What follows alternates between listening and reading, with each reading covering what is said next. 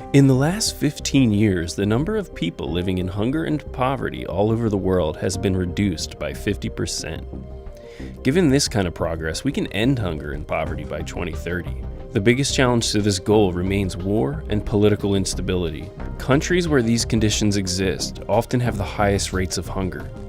But there is a subtler threat that could undo all the progress we have made, even in prosperous and peaceful countries like the Philippines. The 7,100 islands of this nation in the Pacific Ocean is ground zero for climate change.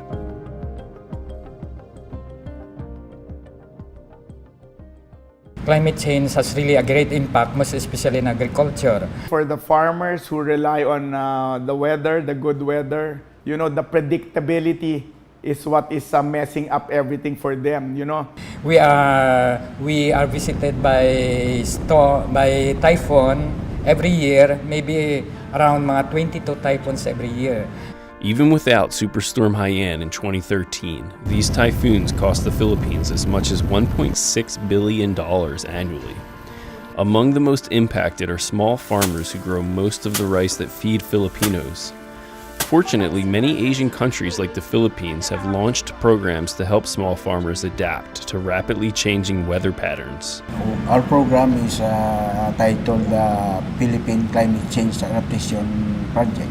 The objective of the program is to help the farmers to mitigate the impact of the climate change.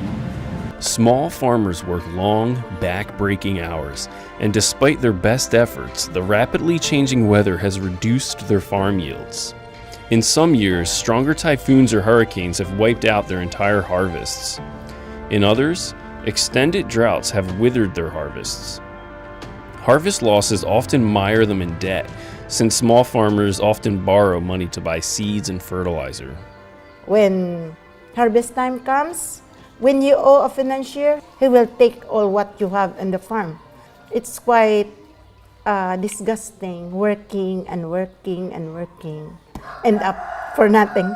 We saw that if we embrace the project, we will never lose. This project of the municipality is a great help for the farmers, and we are teaching them to integrate the weather and climate information under decision making in agriculture.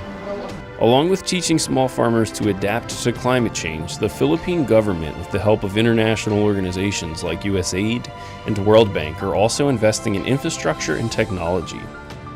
This is very useful in the part of our farmers because we can advise the farmers what to do based on the record weather parameters here in the agromet station.